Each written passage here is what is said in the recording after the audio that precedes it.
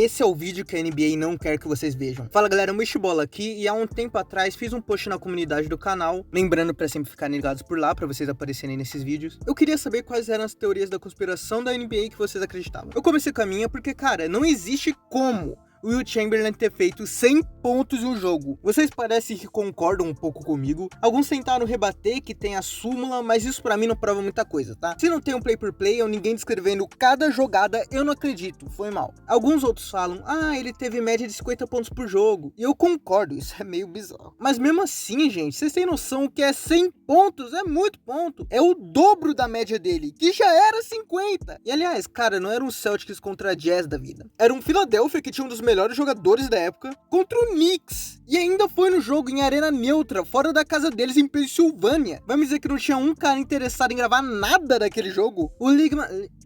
Enfim, ele fala que talvez a arbitragem só começou a contar ponto que não tinha, e eu concordo. Cara, a segunda maior pontuação da história foi 81. Então você quer me dizer que pro jogo com mais pontos por segundo, você tem um Tim Duncan de diferença? Na lenda urbana desmascarada, vamos pro próximo. Davi acha que a NBA não testa árbitro, só pega qualquer um que parece confiável e taca na quadra. Olha, antes de eu curtir a NBA, achava que a arbitragem do futebol era péssima. Aí eu vi como era de basquete, depois como era da NFL. Quando você olha pra esse lado, é meio curioso ver como quase todo esporte de contato coletivo tem arbitragens que são consideradas questionáveis. Então desde que eu percebi isso, eu tenho pegado mais leve com os árbitros, porque ou você considera que o meio do esporte é corrupção pura, ou você pensa que a gente tem noção nenhuma de como é ter que analisar por todos os ângulos 10 jogadores com mais de 2 metros e 100 quilos ao mesmo tempo. Pra não perder minha experiência no esporte, eu fico com a última e sinceramente faz sentido, mas realmente alguns na NBA é complicado. Eles devem sortear um árbitro da plateia pro jogo. O Thiago acha que o período de 94 a 95 que o Jordan ficou aposentado, ele tava cumprindo uma suspensão pelo vício de apostas e usaram o falecimento do pai dele pra disfarçar isso. Cara, sabia que escrevendo essa frase foi quando eu tive 100% de certeza que isso não aconteceu? Antes eu tinha até na cabeça que ok, é possível que isso tenha acontecido. Mas pensando melhor, a NBA viu a notícia do pai do Jordan e na hora pensou, tá aí,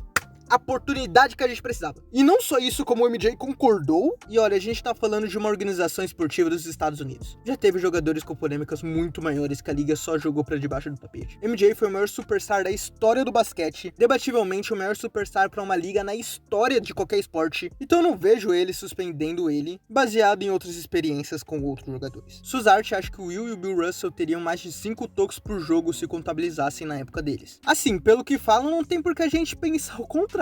Além de que esses caras fecharam a carreira tendo média de 20 rebotes por jogo. O controle de garrafão desses caras devia ser diferenciado mesmo. Mas se o carinha, assim que começou a ser contabilizado, imediatamente teve temporadas com 4 tocos por jogo, talvez 5 pros outros caras seja até chutando baixo. Osmo acha que a NBA obrigou os Pistons a draftar o Darko na escolha 2, porque não queria que o Carmelo fosse pra um mercado pequeno e formasse uma dinastia nele. Bom, assim, ele foi pra Denver no final das contas, que não é o maior dos mercados também. E na real, acho que seja melhor pra liga ter uma dinastia no mercado pequeno. Knicks, Lakers, esses times podem estar enterrados que vão ter mídia ainda. Mas olha o que Cleveland virou por causa do LeBron, ou Milwaukee pelo Giannis. É realmente estranho o Pistons não ter draftado o Carmelo. Até porque mais perto do draft, ele tava ganhando muito hype. Alguns questionaram até se deveria ser a primeira escolha, mas foi algo mais ou menos como foi o Scoot com o Wembanyama nesse draft. Eles só queriam criar polêmica. Sinceramente, eu acho que é só um caso dos Pistons sendo os Pistons. E na época era bem mais complicado de você ter noção e acompanhar os prospectos fora dos States. Então, sei lá, eles deveriam ter visto o Darko Milicic melhores dribles e cestas e acharam que era o próximo Tim Duncan. Eu não sei. Alisson Lima, a NBA odeia estrangeiros e tenta esconder isso. Olha, odiar é uma palavra forte, eu não acho que odeiem, mas eu acho que eles preferem que estadunidenses dominem o jogo. De uma visão de negócios, é óbvio que é melhor pro rosto da liga ser o rosto do país que ela é jogada. E eu acho que é mais difícil um não estadunidense progredir na liga do que um nativo. Se o nome desse cara aqui fosse Luke Donson, não teria nenhuma daquelas perguntas de quem será o próximo rosto da liga. Mas eu acho que a NBA tá melhorando bastante nisso, até porque estamos entrando numa era que não tem mais como você voltar atrás. O futuro da liga é internacional. Os 5 melhores jogadores da temporada, nenhum deles é dos States. O melhor prospecto da liga não é dos States. E todo o top 3 projetado pro próximo draft também não é dos Estados Unidos. A NBA é de longe a liga mais comercializável e mais popular dos Estados Unidos fora do país. E acho que o foco deles tem que mudar para ser mais global e menos nacional. Inclusive, não se surpreenda se nos próximos anos o horário dos jogos mudassem para mais cedo, para ser mais amigável ao fuso horário europeu. Depois do Wembanyama, muita coisa, principalmente com relação ao exterior, vai mudar na liga. Muitos de vocês parecem concordar que a liga tentou diminuir o legado do LeBron para manter o Jordan como o maior da história, e eu não acho que a liga fez isso, mas com certeza a mídia fez, mas por narrativa mesmo. O MVP que ele perdeu pro Derrick Rose foi só porque os caras tava bravo que ele foi pra Miami. Tem alguns questionáveis que ele perdeu na primeira passagem no Cavs, e é simplesmente bizarro o LeBron terminar a carreira sem um prêmio de jogador defensivo do ano. E aquela vez que o cara perdeu o prêmio pra alguém que ficou fora do time ideal defensivo da temporada.